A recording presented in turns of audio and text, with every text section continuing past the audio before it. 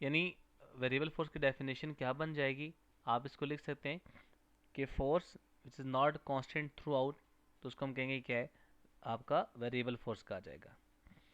जैसे कि अगर फॉर एग्जांपल आप देखें कि ग्रेविटेशनल फोर्स का फार्मूला हमने पढ़ा था कि वो होता है G m1 m2 divided by D square.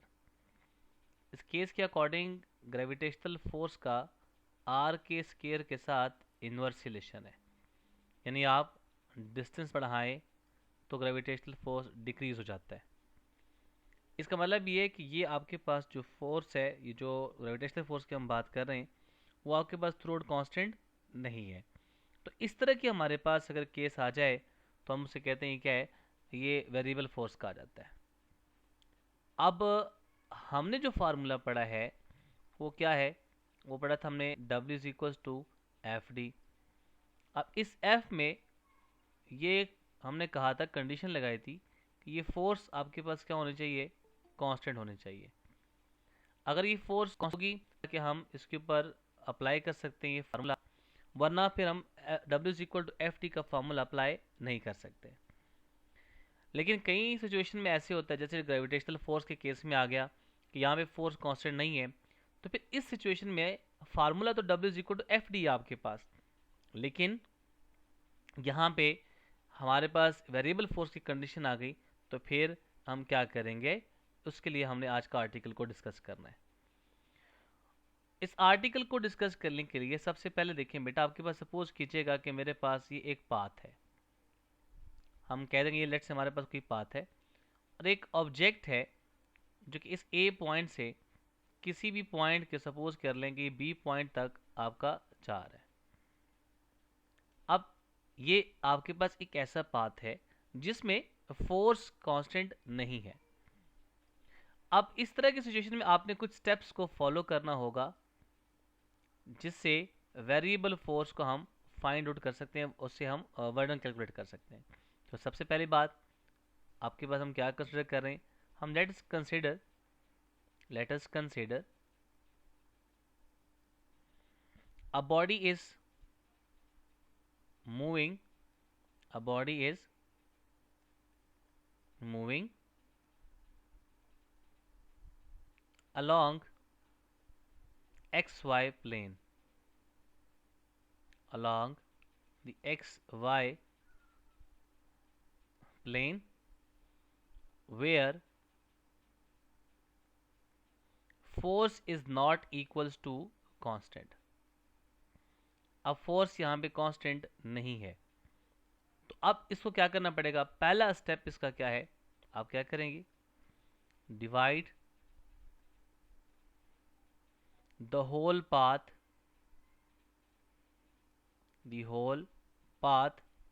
into number of small patches, into number of small patches such that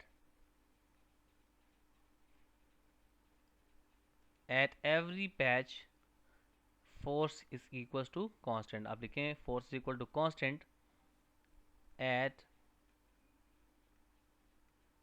every patch। तो ये आपके पास पहला स्टेप हो जाएगा, ठीक है। अच्छा, जो पैच हमारे पास कौन से हैं मैं लेट कर देता हूँ। सेकेंड स्टेप आपके पास क्या होगा, लेट हमारे पास क्या है कि द पैचेस, इसको मैंने यहाँ पे डिवाइड किया है, उसको मैं नाम दे देता हूँ लेट से, क्या आपके पास क्या है, delta D1, delta D2, delta D3 up till 2, आप कह दें से कि डेल्टा DN है। एंड मैं कह सकता हूँ कि फोर्स हमारे पास क्या है, and the force in each patch is, suppose कर लें मैं कहता हूँ F1, F2, F3 up till 2 Fn है। ये हमारे पास क्या है, ये हमारा आ जाएगा फोर्स की कंडीशन आ गई। इसी तरह से मैं यहाँ पे लिखता हूँ, चलिए यहीं पे एडिशन कर लेता हूँ मैं, एंड थीटा 1, या आप कह दें कि angle between them is angle between them is theta 1, theta 2, theta 3 up till to theta n respectively। अच्छा, अब उसके बाद आप क्या करेंगे, मैं पहले आपको ये समझा दूं कि आपने ये जो बात लिखी हुई है इस पे हम मज़ीद क्या करेंगे। देखें, हमारे पास क्या था, हमने एक पैच लिया, लेट्स से आपके पास ये एक पैच था जिसको हमने कहा कि एक्स वाई प्लेन में एक बॉडी है वो आपकी मूव की जा रही है। ये पॉइंट को आपने कहा हुआ था कि पॉइंट क्या है, ए है। इस पॉइंट को आपने कहा हुआ है कि पॉइंट कौन सा है, बी है। ठीक, अब आपने इसको नंबर ऑफ स्मॉल पैचेस में डिवाइड कर देना है। लेट्स से ये पैच आपका हो गया स्मॉल, मैं बड़ा इसलिए ड्रॉ कर रहा हूँ ताकि फिर आपको समझाने में आसानी हो। इससे भी छोटे पैच पे आपने इसको डिवाइड कर दीजिएगा। आप नंबर ऑफ स्मॉल पैचेस में डिवाइड कर गए। जो फर्स्ट पैच आपके पास यहाँ पे बना, इसको आप कह दें, ये पैच आपके पास क्या है, डेल्टा D1। और इसका सेकेंड पैच जो आपके पास बना है इसको आप कह दें डेल्टा D2। इस तरह से करते करते आपके पास जो लास्ट पैच बनेगा उसको आप कह दें डेल्टा DN कह दें। और यहाँ पे जो फोर्स एक्ट करती है उसको आप कहते हैं, लेट्स से ये आपका F1, F2, F3 एंड आपके पास क्या बन जाएगा, Fn बन जाएगा। आप इन फोर्सेस को नाम दे दें। ये मेरे पास क्या है, F1 है, F2 है, ये आपके पास क्या है, F3 है, और इसको आप कहते हैं F4। अब इनके दरमियान जो हमने एंगल यहाँ पे लिखने हैं, हमने क्या लिखा था, ये आपके पास क्या है, थीटा 1, इसको आप कहते हैं थीटा 2, ये आपके पास आ जाएगा थीटा 3, और ये आ जाएगा थीटा n। तो फोर्स का फार्मूला हमारे पास होता है W is equal to F D. क्योंकि एंगल आ गया इसमें तो हमने उसको फिर रिजॉल्व किया था कंपोनेंट्स के अंदर। तो मैं लिखूंगा यहाँ पे कि फर्स्ट पैच के क्रॉस जो आपके पास हम फार्मूला लगाएंगे वो क्या लगाएंगे, बनेगा F1 delta D1 into cos theta 1। ये मैं आपको समझाता हूँ बेटे। अब ना यहाँ पे क्या किया आपने, यहाँ पे आपने चूंकि नंबर स्मॉल पैच में डिवाइड कर दिया है और थीटा भी रिप्रेजेंट कर दिया है, तो नेक्स्ट स्टेप हमारे पास क्या बनेगा, ये हमारे पास कौन सा था, थर्ड स्टेप था। तो हमारे पास नेक्स्ट स्टेप हम यहाँ पे करेंगे थर्ड स्टेप इस तरह से कि find the work done across each patch. हमने ईच पैच के क्रॉस फाइंड आउट करना है and add all these were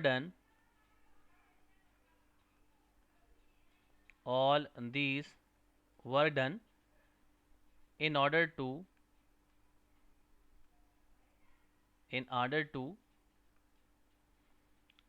find total work done from point A to B. अब एच हर पैच के क्रॉस आपने क्या फाइंड करना है, वो वर्डन फाइंड करना है। तो मैं यहाँ पे छोटी सी हेडिंग दे देता हूँ, वर्क डन अक्रॉस। क्योंकि ईच पैच के क्रॉस मैंने वर्डन फाइंड करना है, तो यहाँ पे मैं इसको हेडिंग दे देता हूँ इस तरह से, पैच वन के अक्रॉस मैं लेट से वर्ड सप्लाई करता हूँ, यहाँ पे फाइंड आउट करता हूँ। देखें फॉर्मूला क्या बनेगा, W1 इज इक्वल्स टू उस पैच के क्रॉस जो वर्क लग रहा है वो F1 है, डिस्प्लेसमेंट क्या है डेल्टा D1, और एंगल इन दोनों के दरमियान क्या आता है थीटा 1। तो ये बनेगा F डेल्टा 1 D1 या F डेल्टा D बोल दें एक ही बात है। इसको आप कह दें कॉस थीटा 1, इसको नाम दे दीजिएगा late this is equation number 1। Second step हमने पैच आपके पास कौन सा है, 2 है, उस पैच के क्रॉस फाइंड करना है, तो क्या बनेगा W2 is equal to F2 delta D2 into क्या बन जाएगा cos theta 2, let this is equation number 2 का नाम दे दें। Same is the case for patch 3 आप कैलकुलेट करेंगे तो क्या बन जाएगा आपके पास W3 is equal to F3 delta D3 into क्या बनेगा cos theta 3, let this is equation number 3 का नाम दे दें। हमने कितने पैच पे किया, हमने नंबर ऑफ पैच पे डिवाइड किया इसको, तो आप अप टिल 2, मैं कहता हूँ nth patch, so nth patch के अक्रॉस अगर मैं फाइंड करता हूँ तो क्या बनेगा Wn is equal to F N delta D N into cos theta N आ जाएगा। इसको आप इक्वेशन नंबर 4 का नाम दे दें। हमारे पास क्या था, स्टेप लास्ट में हमने क्या लिखा हुआ था कि हमने ईच पैच के क्रॉस फाइंड करना है वर्क को, और फिर हमने ऐड करना है तमाम वर्डन को। सो मैं यहाँ पे लिखता हूँ टोटल वर्क, तो टोटल वर्क आपके पास क्या होगा, बनेगा W total is equals to W1 plus W2 up till two, आपने W3 करके अप टिल टू WN कर दीजिएगा। आप इसको नाम दे दें let this equation number A का। अब सारी जितने भी इक्वेशन आपने फाइंड किए, put equation number 1 2 3 in equation number A, आप इसके अंदर पुट कीजिएगा।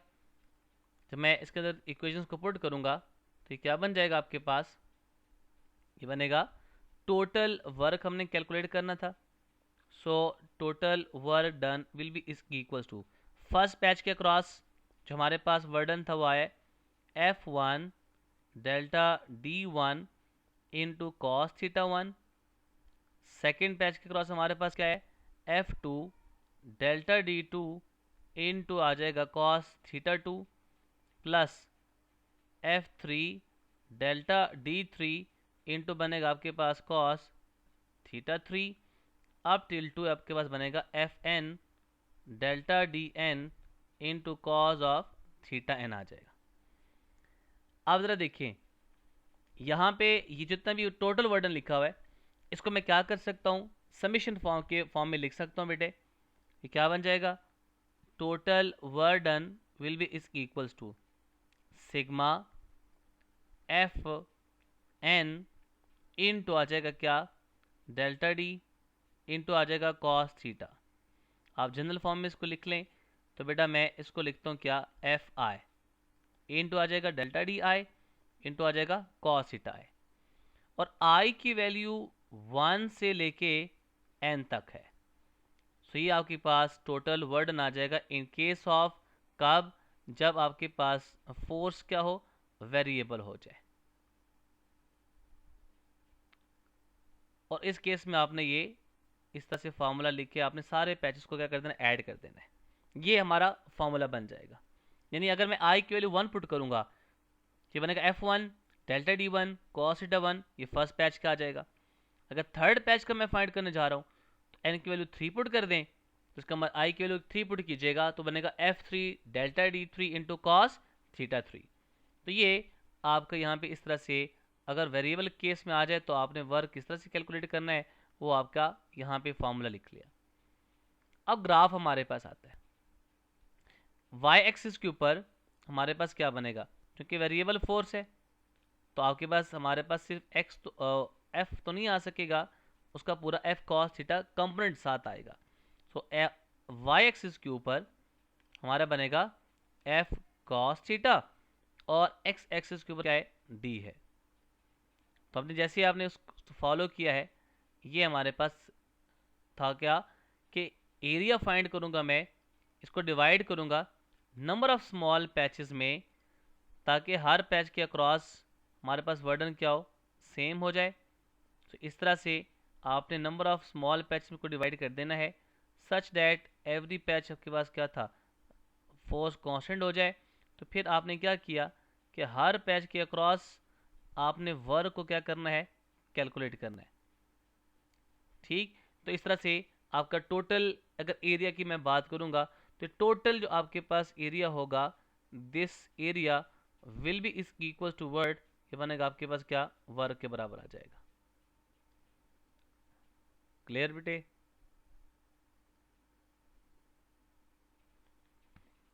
यहां तक क्लियर है?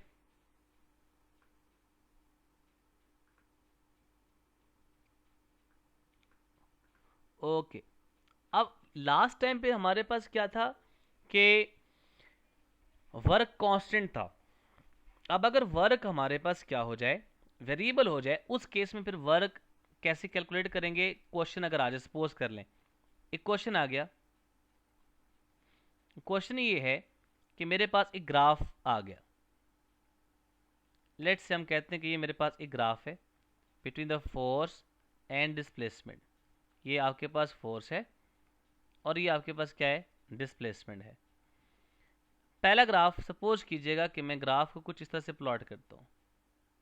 ये आपके पास ग्राफ आ गया। अब इसका आपने क्या करना है, एरिया कैलकुलेट करेंगे। वैल्यूज आप ले लेते हैं, 0 और 5 हो गया, और इसको मैं कहता हूँ लेट से आपके पास 10 है। अब इस तरह की सिचुएशन में चूंकि ये वेरिएबल फोर्स है, या आप फोर्स ग्राफ से देखें तो वैल्यूज गिवन है, डिस्प्लेसमेंट गिवन है, तो ग्राफिकल क्वेश्चन आ जाए तो उससे आपने वर्क कैसे कैलकुलेट करना है। लास्ट टाइम डिस्कस किया था कि वर्क जो होता है वो बराबर होता है area under the F D graph. अब ये जो शेप हमारे पास बन रही है वो कौन सी शेप है, हमारे पास ट्राइंगल है, तो उसका फार्मूला क्या होता है, 1/2 इंटू बेस इंटू क्या होता है, हाइट। तो देखें 1/2 आ गया, बेस की वैल्यू कितनी है 5, और हाइट की वैल्यू कितनी है आपके पास 10 है, तो ये कैंसिल होकर आ जाएगा 2। सो वर्क बराबर आ जाएगा बेटे कितने के, 25 जूल के। So this is the answer. अब आप अपने लिए मजीद क्वेश्चन बना लें। इसी तरह से ग्राफ अगर आपको दिया जाए, लेट्स सी आपके पास वाई एक्सिस के ऊपर फोर्स है, एक्स एक्सिस के ऊपर आज क्या है, डिस्प्लेसमेंट है, और इस टाइम पे ग्राफ आपको जो मेंशन है वो सपोज कर लें कोई ग्राफ इस तरह से है कि ये first portion of the graph है और ये second portion of the graph. अब वो वैल्यूज आपको गिवन कर रहा है, ये लेट्स आपके पास वैल्यू है, ये 2 है, ये 4, ये 6, और ये आपके पास क्या है, 8 है। अब यहाँ पे आप इधर से परपेंडिकुलर लाइन एक ड्रॉ कर दें, तो आपके पास 2 ट्राइंगल बन गए, और फोर्स की वैल्यू वो सपोज कर ले कहता है कि वो 5 है। तो आप क्या करेंगे, वर्क कैलकुलेट करना है।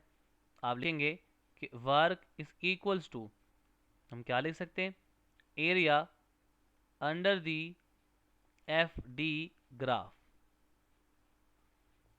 तो आप इसके केस में 2 ट्राइंगल है, तो फॉर्मूला आप लगाए, मैं लिख सकता हूँ वर्क इज इक्वल्स टू क्या बनेगा, 1/2 into base into height. First base value क्या है, ये 4, तो 4 आ जाएगा, और हाइट बेटा आपके पास क्या है, 5 है। सेकेंड में 1/2 बेस, बेस के यहाँ भी कितनी है बेटा आपके पास, 4 ही है। बेटा आपके पास क्या है यहाँ पे, ये बन जाएगा 5, तो ये कैंसिल के 2 से कैंसिल हो जाएगा, और ये 2 इससे कैंसिल हो जाएगा। तो क्या बन जाएगा आपके पास, ये बनेगा this implies that work equals to, ये बनेगा 5 2s are 10 plus 5 2s are 10। This implies that work की वैल्यू मेरे पास आ गई कितनी, 20 जूल। सो ये आपके पास इसका आंसर आ जाएगा। ऐसे ही आपके लिए छोटा सा मैं होमवर्क दे रहा हूँ, आप इसको खुद को सॉल्व कीजिएगा। यहाँ पे मैं ग्राफ आपके लिए प्लॉट कर देता हूँ। ये मेरे पास सपोज कर लें वाई एक्सिस के ऊपर फोर्स है, और ये एक्स एक्सिस के ऊपर मेरे पास है डिस्प्लेसमेंट है। Late this is the force, और ये आपके पास क्या है, डिस्प्लेसमेंट आ गया। अब ग्राफ जो आपको मेंशन है वो आप से, this is the first portion of the graph. इस तरह से यहाँ से फिर कांस्टेंट हो गया, और फिर आपके पास क्या है, यहाँ डाउनवर्ड आपको वैल्यूज गिवन करता है वो। लेट से आपके पास कहते हैं ये आपके पास 2 है, इस तरह से ये आपके पास 4 डिवीजन ले रहा है, ये 6 हो गया, और ये आपके पास क्या है 8, और ये आपके पास क्या है 10 है, और यहाँ पे फोर्स की वैल्यू आपको गिवन कर रहा है। अब आपने यहाँ पे वर्क कैलकुलेट करना है, तो बड़े सिंपल कैसे करेंगे आपने इसको परपेंडिकुलर लाइन ड्रॉ कर दीजिएगा, यहाँ से भी आप ड्रॉ कर दीजिएगा, तो इसकी वैल्यू 8, तो फर्स्ट आपका ये ट्राइंगल है, फिर आपके पास रेक्टेंगल है, और फिर दोबारा आपके पास ट्राइंगल है, तो आप एरिया फाइंड आउट कर लें, यहाँ से आपके पास आंसर आ जाएगा उसका कि बेटे इसको आप कैसे कहाँ पे फाइंड कर सकते हैं। एक और मैं यहाँ पे बड़ा इंपॉर्टेंट क्वेश्चन आपके साथ शेयर करने लगा हूँ, पास पेपर के एंट्री टेस्ट में क्वेश्चन ये आ चुका है। मैं यहाँ पे एक एमसीक्यू प्लॉट करता हूँ आपके लिए, बड़ा अच्छा क्वेश्चन है ये, ज़रा आपने क्लियर कीजिएगा बेटे कॉन्सेप्ट्स को। क्वेश्चन ये है, मेरे पास बुक है, मैं लिखता हूँ a book of weight is equals to 20 Newton is initially at rest, और स्टेटमेंट आपको गिवन करता है कि rest, फिर आपसे कहता है a force of 30 Newton is applied on it horizontally, ठीक है, हॉरिजॉन्टली आपने इसको फोर्स लगाई, that displaces it by, हम सपोज कर लेते हैं कि 3 मीटर है, the work done by normal reaction force, option आपके पास अवेलेबल है, लेट्स से वो कहते 60 joule, beta option a 0 joule, Charlie option is 90 joule, and delta option is let's say none of this. अब जरा सवाल बड़ा अच्छा सवाल है, समझेगा, इसके अंदर 2-3 बातें कॉन्सेप्ट आपके क्लियर हो जाएंगे। सपोज कर लें तो आपसे कहते हैं ये मेरे पास लेट्स से एक बुक है जो कहीं पे आपके पास प्लेस की हुई हमने, या आप कह दें कि ये हमारे पास क्या है एक ब्लॉक है जो आपने यहाँ पे प्लेस किया हुआ है। अब इसके ऊपर जो फोर्स लग रही है वो आपकी फोर्स हॉरिजॉन्टल में लग रही है। आपने कहा कि फोर्स की वैल्यू यहाँ पे आपके पास कितनी है 30 न्यूटन है, डिस्प्लेसमेंट जो कवर हो रहा है वो 3 मीटर है। आंसर बताएं क्या बनेगा, बड़ा सिंपल सा, क्या आंसर होगा बेटे एमसीक्यू का 90, और बेटे कोई 0, और कोई 0, और जी 0 बेटे आपके पास कैसे होगा जरा देखिए, इसके ऊपर 3 फोर्सेस ऐड करी हैं इस ब्लॉक के ऊपर, एक नॉर्मल रिएक्शन फोर्स जो कि बेटा आपके पास अपवर्ड लग रही है, इसको आप कहते हैं एफ एन, इसी ऑब्जेक्ट का जो वेट है वो है इन द डाउनवर्ड डायरेक्शन। इस एक एमसीक्यूज के अंदर 3 एमसीक्यूज आपके पास मौजूद हैं। अगर वो कहता है कि फोर्स करें, पहला देखें मैं आपसे क्लियर करता हूं, work due to applied force, तो आप लिखेंगे applied force multiply by displacement. Applied force कितनी है 30 मल्टीप्लाई बाय 3, तो आ जाएगा 90 जूल आंसर। ये किसकी वजह से है, ड्यू टू अप्लाइड फोर्स जो आपने लगाई है, ये आपके पास हो गया। सेकंड वो अगर आपसे पूछता है, हो सकता है वो आपसे कि वर्क फाइंड आउट करें ड्यू टू रिएक्शन फोर्स, तो आप लिखेंगे एफ एन इंटू डी, ये क्या बनेगा कॉस थीटा। यहाँ भी आपके पास एफ डी कॉस थीटा लगेगा, लेकिन दोनों पैरेलल है। इस केस में थीटा की वैल्यू क्या है 0 डिग्री, तो कॉस 0 बराबर होता है 1 के। यहाँ पे देखिएगा डिस्प्लेसमेंट जो है आपका इस डायरेक्शन में, तो एंगल इनका आपस में क्या बनता है 90 डिग्री बनता है। तो ये आप लिख सकते हैं एफ इंटू आपके पास एन है, इंटू आ जाएगा डी,